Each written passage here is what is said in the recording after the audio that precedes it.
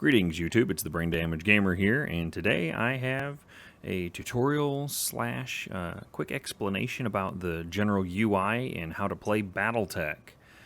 If you are interested in this game, I would highly recommend that you take a chance and go ahead and just look at some of the different aspects of the game. I will have just a little gameplay in here. I've kind of preset this. I've already done most of this mission.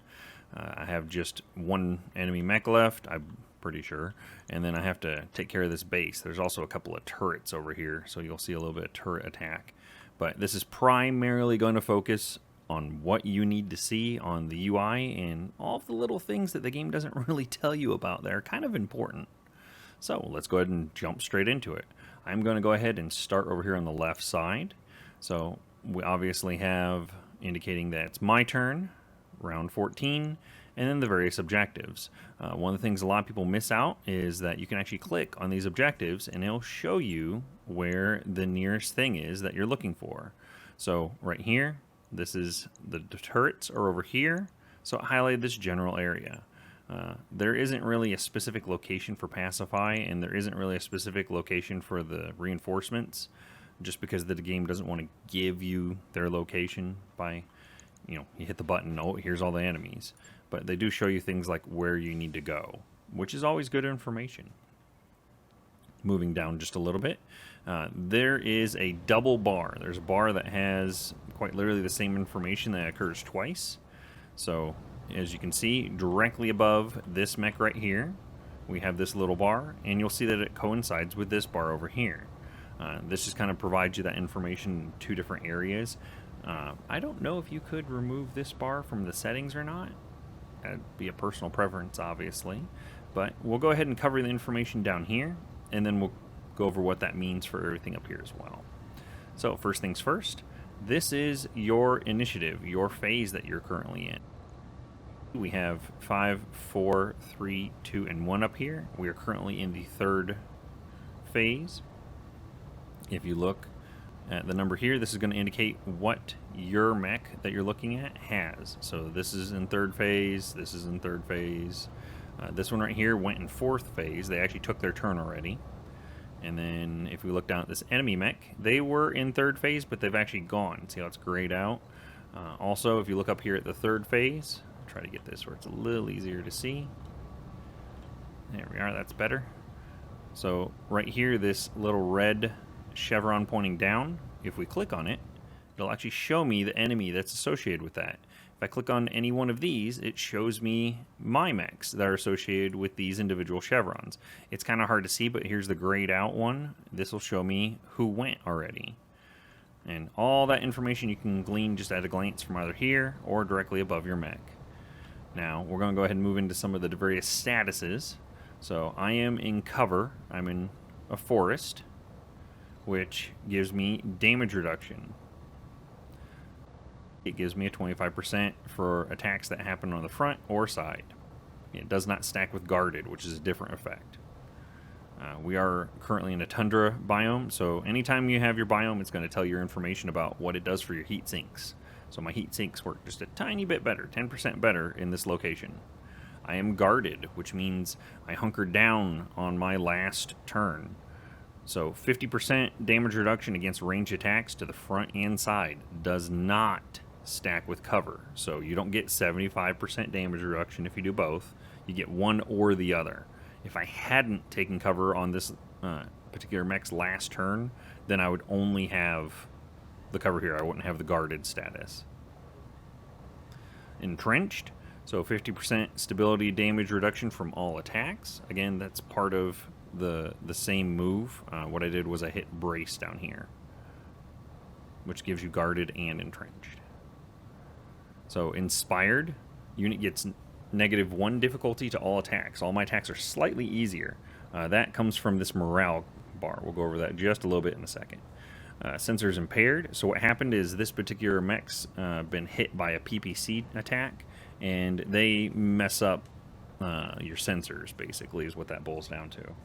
So it makes it a little bit harder to attack. So these two are kind of canceling each other out, which is fine, because at least I have this to cancel it out. Otherwise, I'd just be taking the extra difficulty. Alright, well, moving on. Down here in the bottom left corner, we show a couple of things. First, it shows the mech that you have highlighted, Waiting for orders. indicating what group they're with, the name of the pilot, and then the name of the mech. What's up, boss? I have special variant names I've attached. That's something you can do in the mech bay. You can adjust the name. I find it easier to keep track of who has what if I just put the primary heavy hitting weapon in front of the name. Again, that's personal choice. Now, looking at this next section here, we have a little bit more information. This is showing your mech's armor and internal structure. Now, you may have noticed there's this bar directly above the mech. This bar indicates just the general health of the mech. So this is how much armor I have total. It's not indicative of, like, let's say I lose all of the armor in my center torso. I could still have a pretty full bar up here. So it would look like I still have plenty of armor. Meanwhile, my most sensitive area next to my head is completely exposed. And obviously that's not a good thing. So don't use this bar as your end-all be-all of how damaged your mech is. Look at this information right here. This is much more important information down here. We're going to go ahead and swap to a mech that's been a little bit damaged so I can show you. We have white coloring here and then slightly gray here. Now the slightly gray indicates that there's been a little bit of damage that's occurred here. So as you can see, when I highlight it, the area, I can't do both at the same time, but this area right up here shows, again, that's the general health. See, it matches up with this bar. So I have 850 total armor. However, if I look down here, this particular arm only has 15 out of 40 armor left. That's the 15 out of 40 with the little A. Now, the internal structure, I have 45 out of 45. Nothing's broken through my armor yet. With only 15 armor, though, it's only a matter of time if I keep getting into fights. We'll go ahead and take a look down here at the leg. And obviously, again, same thing. I have 40 out of 90 armor, but I have full structure still, so nothing's hurt my internal structure. You see the little pop-up that's happened as well. We have a jump jet inside of that leg. We have 2 heat sinks inside of that leg. So inside of this leg, I have equipment. You can see whatever the equipment is by just highlighting and then pausing for a second, and it'll eventually pop up. So I have a large laser and a medium laser in that arm. If I lose this arm, I have nothing in it. So to be perfectly honest, it doesn't matter if I lose this arm, other than the fact I'm going to have to repair the mech when we get back. Armor damage is free damage. Armor damage does not cost you any repair when you get back to your base. You automatically refit armor. So I could lose all 850 of this. As long as I didn't take any structure damage, this mech will be ready for use immediately once I get back. If it's not had any internal damage, I won't have to repair anything. Just another quick side note, you may have noticed I'm on the right side and it's saying it's the left arm and the left leg. This game is always assuming that you're facing the mech that you're looking at. So pretend you're standing in front of it and looking at the mech. That's where you're getting this information from. So it's inverted, left and right or backwards. You'll see this is the rear section of the mech. This is actually the correct way. So it's right side is right, left side is left. And then obviously center is center, regardless. You'll notice that the arms don't have a back section. This is completely grayed out. That's because arms count as just arms, same as legs. Arms and legs in this game don't have a front or back, nor does your head. They have just their total hit value. So if you get hit in the arm from behind, it's the same as getting hit in the arm from the side or the front. It doesn't matter. They're all the exact same in regards to armor. Now, obviously, your torso sections are different. The torsos have front and back. I have a lot less armor on my back center. I have 75 armor versus the front I have 180. Obviously, I want to try to get hit in the front if I can when it comes to attacks.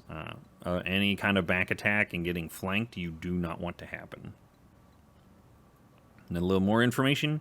This is a medium mech, and I have 3 jump jets installed. So I have jump jet capability with this particular mech. Moving on, now that we've covered all the information here, we're going to cover 2 more bars real quick. You'll see this bar right here. This is my heat. I currently have this much heat in my mech. You'll see it's flashing. If I were to, instead of doing any attack or anything like that, if I were instead hit brace, that would end my turn, or I could move and end my turn, and that would engage the heat sinks, and this is how much heat I would lose. All of this would go away. Now, if I were to fire, obviously the heat would continue to build. If I clear this line right here, this is your overheat line. Once you overheat, everything over here, you start taking internal damage on every system. Everything you have, all of these, take a little bit of damage from an overheat. There are some cases where an overheat might be preferable to getting attacked. Like if there's an enemy staring you down with a couple of heavy weapons right in your face and they're almost dead, go ahead and take the extra heat damage and blow them up if you can. Otherwise, they may do more damage with their weapons than you'll take from heat damage. But all of this said, we have one more bar right here. This is your stability bar. This is how likely you are to fall over. So right here, I have 1 point of quote-unquote damage. I've accumulated 1 point of stability problems. Now, if you notice, I have, again, little subsections, and right here, this line right here, this is where I become unsteady. Unsteady means I get my movement restricted. I can't do things like I can't sprint. And in the tabletop, I believe that you also take penalties to attacking. I'm not 100% on if that is true in this game or not. It should be that you take negative to your ability to aim once you start becoming unstable. Now, if this bar fills completely, you fall over. If you fall over, you automatically take damage to your pilot. Your pilot gets hurt. As you can see underneath the photos here, these are the health bars for your pilots. This particular pilot has been injured once. She can be injured up to 5 times before she dies. I believe she got hit with a random headshot. Yep, there it is. See, she lost 4 points of armor. It wasn't a big hit, but it was enough to damage her, which is enough to give the pilot injury. That's all that matters. She's lost all of her armor on this one subsection and has taken just a little bit of internal damage. Doesn't look like we've lost any systems, though, which is always good. So that does cover this little area right here and all of the various bars. One button that is very important that is easy to overlook. This is the eject button. Now, as it says, you don't take any more damage to the mech. So that means the mech is left as is, except for its head section. The head section gets blown off. But, for example, if my mech was just completely, totally just beat up, and I knew like the center section was getting ready to blow, or I was going to lose both legs, or the head section was going to get destroyed, you're better off hitting this eject button than losing the mech. Because if you lose the mech, you also lose the pilot, which is expensive on a lot of levels. You lose your mech, it becomes salvage. You don't want that. And then you also lose the pilot, which means all of the training that they've received, all of the abilities that they have are gone. You obviously don't want that to happen. So the best thing you can do if your mech is just, you know it's going to blow up soon, you go ahead and punch this eject button. You will keep the full mech. It will have all of the damage that it incurred during the fight. Any weapons lost or gone. And the head section's blown off. Heads typically, from what I've seen, cost between 20 to 10K to repair. So it's expensive, but it's not like astronomically expensive. Early game, it's a little more expensive. Later game, it's not a big deal. I think I'm getting like $500,000 for this particular mission. So if I had a mech that was just trashed, a 20K for a head repair is not a big deal. I'll probably spend more repairing other sections if a mech got that beat up. But this is an important button to keep track of, whether or not you need to hit it or not. All right, well, let's go ahead and move on to the center section now. These are all of your basic attacks and your special abilities. These are pretty self-explanatory. I'm not going to go too heavily into these. They say what they do when you highlight them. It's one of those things that you should just read it. It's not something like, you know, the eject button that the game never tells you about. And it's not something like the stability or the heat, which more than a few people have said they didn't see. I could have swore I saw it in the tutorial, but maybe I'm wrong. But moving on, we obviously have our morale right here. So anytime you have a higher morale, everybody gets inspired. It's a little bit easier for them to hit things. It's a good thing. However, you can also burn morale and do these special abilities, Precision Strike or Vigilance. So Precision Strike lets me actually hit a specific location on a target, which is always a useful thing. Now, moving on a little bit further, we have the individual character portraits. These characters right here can be used. This character cannot. This character's already taken their turn. We're going to go ahead and go a little bit further right. And over here we have current weapons that are equipped. I keep going back to my character because I know they have more. Actually, we'll go with this one. So we have 4 different weapons to pick from here. This medium laser was disabled. Now I can enable or disable it. This character is getting ready to overheat. That's the original reason I disabled this laser, so I could fire last time. If I had fired everything, I had overheated. That's called an alpha strike. And while that's great for damage, it can be terrible on your heat depending upon your weapon configuration. So obviously, this shows how much ammo the weapon has, the damage, the percentage to hit. Disabling and enabling is something I don't believe the game really truly covers. There are a lot of times you're better off not firing everything. Melee is right here, and then this is death from above. This is what would happen if I were to use my jump jets to land on top of an enemy. Death from above is a double-edged sword. It hurts your mech every time you do it, and it screws up your stability. It takes stability of 70 times 2. There's plenty of times I've seen people that were slightly already unstable, and they did a death from above, and then they just fell over immediately afterwards. It's kind of a desperation move. To be perfectly honest, this mech on the field right now is probably going to have to do that if they want to do any attack, just because otherwise they're not going to be able to reach up here. As a quick side note, height is very important when you're making attacks. We'll come to that in just a moment. Well, that's everything for the initial underlay. Let's go ahead and take a look at what happens up here when I click on an enemy. Obviously, I don't want to move. So instead of actually selecting them, I'm going to show you something a lot of people don't know about with this game. Highlight this enemy and right-click on them. I haven't actually selected any attacks or anything. This is just showing me this particular enemy's information.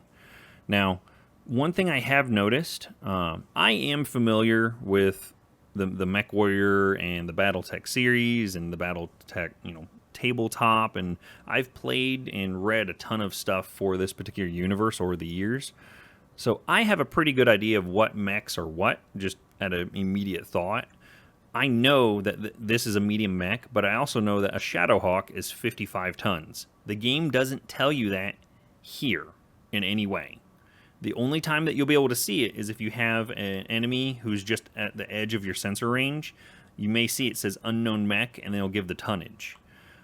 Something you can do is there are plenty of companion apps on Android and I believe some on iPhone as well. I don't know immediately off the top of my head on that. But the one I commonly use is called Mech Factory.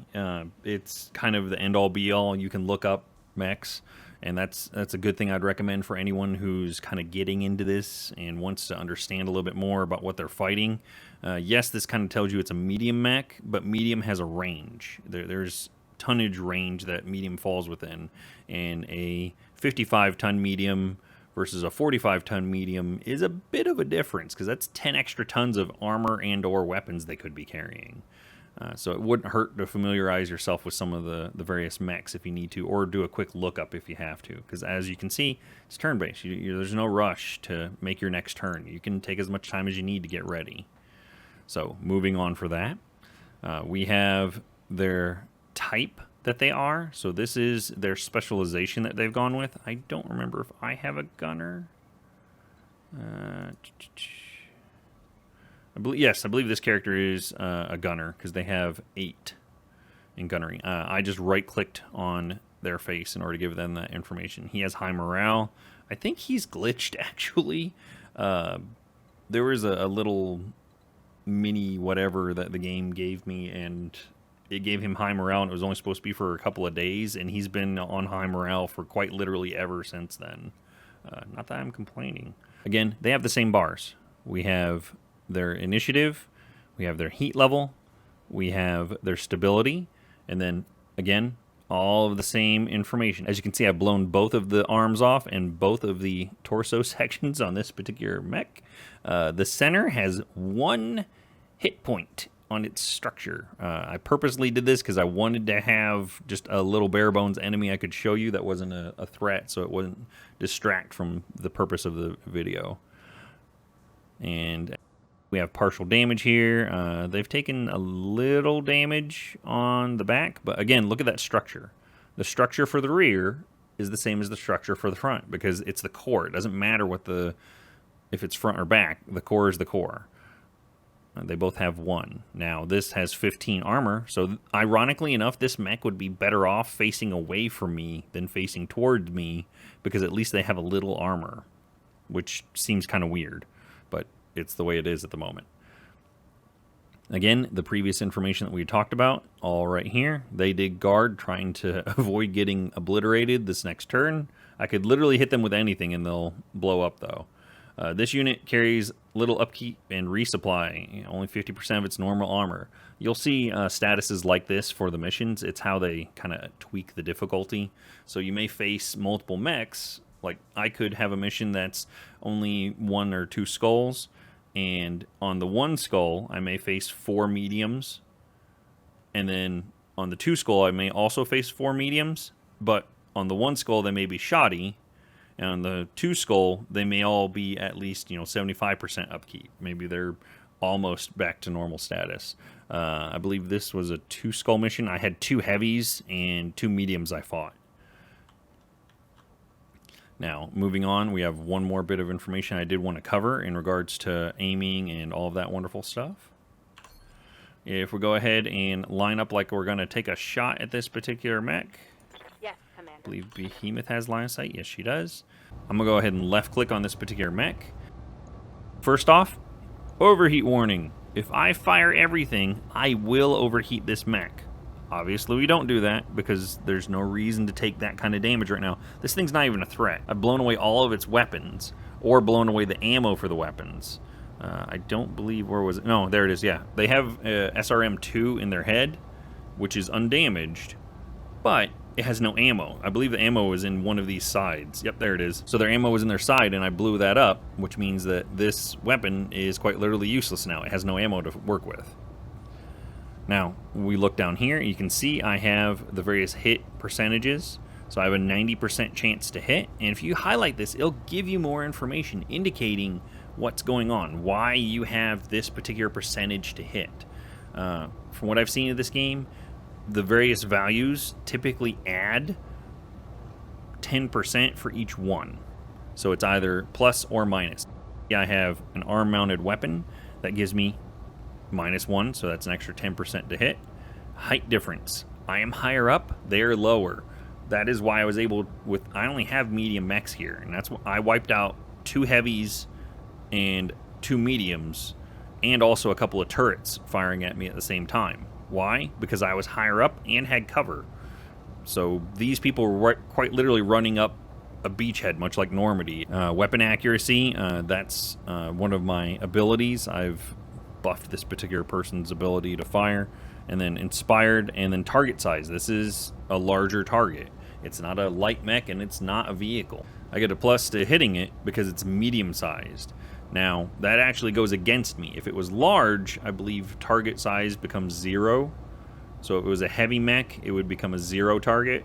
And then if it was light, I believe it's +2 to hit it, so it's a little bit harder even still. All right, and one more thing we are going to be showing is I'm going to show you what happens when you either move or jump. And then we'll pick a facing of here. I copy. There we are, evasive. So that just popped up. And let's go ahead and take a look here a little bit closer. Again, same information's mirrored from here to here. Now, one of the nice things about this corner over here on the left is that you can highlight it and it'll give you more information. So these evasive charges make it harder for me to be hit. So I currently, with 2 evasive charges, have +4 difficulty to hit this unit with ranged attacks. Enemies that have this, that's a bad thing. When you have it, it's a good thing. The thing to keep in mind whenever you see this is every time someone is shot at, they lose an evasive charge. You automatically lose an evasive charge if someone takes a pot shot at you. Doesn't matter if they hit. If they miss, you still lose that evasion. Alternatively, there is an ability Sensor Lock. If someone were to Sensor Lock this particular mech, it would lose both of these charges immediately. Keep in mind, Sensor Lock takes a whole turn. One more thing to bring up here real quick. This particular mech no longer has line of sight on the enemy. There's a couple of ways that you can tell this. First, underneath the 3 right here for this enemy, there is that little eye that's flashing. That indicates you don't have line of sight. Also right here, this little eye that's red with the down indicates line of sight has been lost. So this particular mech warrior can see from here to here, and then from here to here. He is relying on targeting data from these mechs over here. These mechs have line of sight. I believe this one does, this one doesn't. This mech right here is telling that mech, hey, there's a target right here. I can give you targeting data. I'll feed that to you. And then this mech would attack according to that targeting data. Now that we've gone over all of that information, let's go ahead and just take that pot shot, get it out, this mech put out of its misery. Now obviously I don't want to overheat. I believe if I turn off the PPC, the amount of heat I'm expected to gain goes up and down over here on the left. So the PPC I have to turn off. I could leave the LRM up. It's only got a 45% chance to hit, but I got a 90 with the medium. I'm going to roll the dice that I actually hit the center. Knowing my luck, I won't. Worst case scenario, I hit the left leg and I'll probably knock him over. Oh no, maybe not. It's only 53. Let's see what happens. Taking the shot. Nope, that was it. Now that did trigger since I killed all of the enemies in the area. It's moving on to the next phase of my mission, basically. So pilot incapacitated because I destroyed their center torso.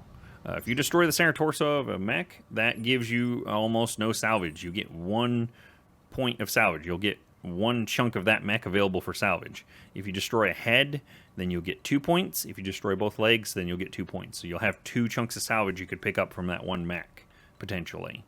I believe I cored a couple of these, so there's probably not going to be a ton of salvage off this mission. Well, that brings me up to one of the last points I have in regards to movement and visual information on the screen. If you look out here in the distance, you'll see that there's this little blue line that's going. This is sensor range. So for this particular mech, that's the maximum sensor range I have. If we go ahead and click on a different mech, let's see you. Yeah, you're most forward, aren't you? Yes. Okay.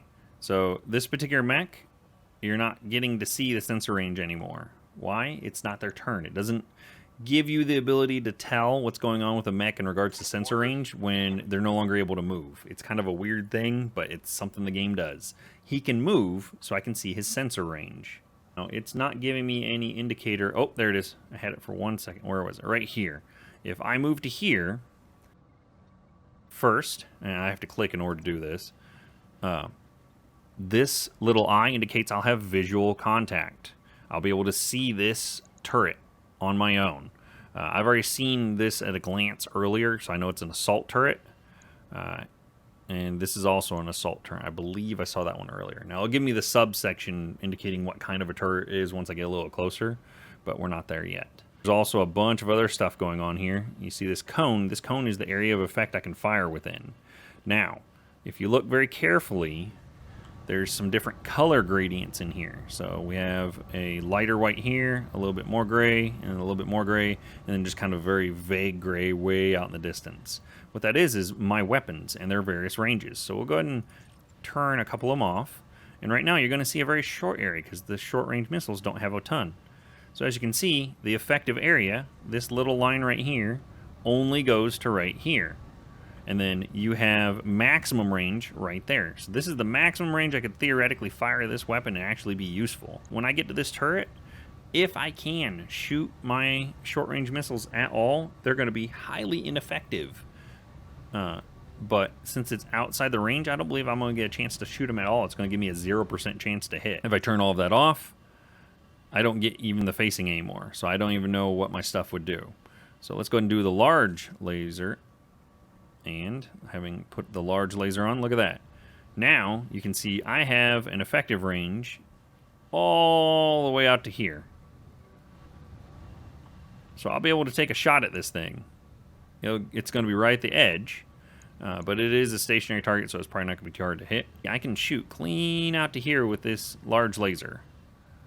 Let's go ahead and turn that off. Take a look at the medium. All in here is effective, and then once we get past that, here's maximum range. So I'm not going to be able to shoot at this with the medium laser either when we get over there, I bet. But let's go ahead and move and verify this information as well. Again, I want to pick my facing, so obviously I want to be facing towards these two turrets. I'll just kind of click somewhere here in the middle.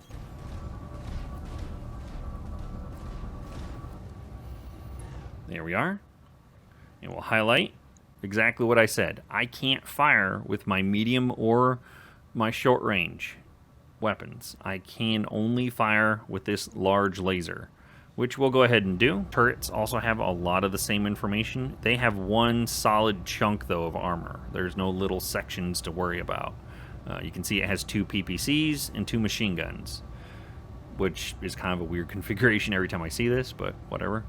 And again, assault turret, they're in phase 1. And then weak against melee. So if I were to get point blank, I could melee it, but I don't know why you would want to do that. I'll just go ahead and shoot at it from here. And then I have an ability breaching shot that would have ignored cover, but it's a turret. It's not in cover. It's on a little stand. All right, and we're going to go ahead and fire. Now, this is still straight firing, even though I don't have line of sight. If I had been like behind a hill, it would have done a parabolic arc. It would have gone up and then down. But instead, we're going to shoot straight at it. Take this. And we're going to hit it with a lot of missiles.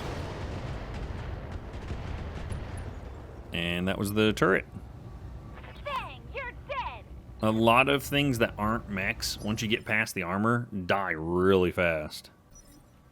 One thing I do want to briefly mention, always destroy every enemy turret you come across. All of them. Now, you may wonder why. The reason for that is because there's a bonus objective hidden on every mission that has turrets that are enemy turrets. If you destroy them, you get this extra money, basically. So, the station's under control. Ready to send an extraction ship for you and the scientists. It's already here. Mission successful. Since I blew up all the turrets, I don't even have to walk over to the dropship. Once you destroy all of the enemies, the mission will automatically allow you to complete instead of having to run to whatever the extraction point is. I did get a 10% bonus to destroying the turrets. This was actually a objective that was part of the mission. A lot of times it's a hidden objective, so it's nice that this particular one was directly out there. All of these other mechs are completely fine. All of their armor has been fully repaired, except for this one. This one was damaged a little bit internally. This is probably going to be really cheap to fix, like ridiculously so. This particular character was injured, so she's going to be out of commission for 13 days. Everyone else, completely fine. And then down below, we can see how many kills each particular person got. Now, here's where things get fun. We have all of these wonderful, wonderful chunks of mechs that are here now. Unfortunately, I did not take multiple points of salvage. I needed the money. I was low on funds. I did not realize I was going to get heavy mechs here. So, unfortunately, we're not going to be able to get the best of the best here. Now, I did kill the pilot of this grasshopper. I have 3 pieces of salvage I could be getting for it. I, unfortunately, can only pick 1. Now, I do get 5 additional pieces. And that will come from this, which I see some other really nice stuff in here. I really should have gone for high salvage on this mission. There's always tons of heat sinks if you kill multiple mechs. But yeah, there's some pretty nice weapons in here, and there's a couple of mechs I'd really like to have. But over here, my salvage agreement. I took 1 priority, 6 total. This is my priority. We'll go ahead and hit confirm. Give me the grasshopper. Give me another piece. So that's 2. I have 2 out of 3. I will take that. It's better than nothing. That means I'm 1 piece away from getting 1. Well, one last thing to mention. This is what it would have cost me if I had purchased these items. So I got about $6 million or 6 million credits in salvage. That's not anything to sneeze at. That's a decent amount. All right, folks. Well, that does cover a little bit of the basics. I will probably have at least one more tutorial video covering the internals of the dropship and all of the various upgrades and things you can do with it, and how to use the mech bay and things like that. But in the meantime, I would like to thank everyone for watching. If you like the video, feel free to go ahead and hit like. If you have any additional information you'd like to share with anyone else who's playing the game, feel free to drop that down in the comments below. But as always, I am the Brain Damage Gamer. I would like to thank everyone for watching, and game on.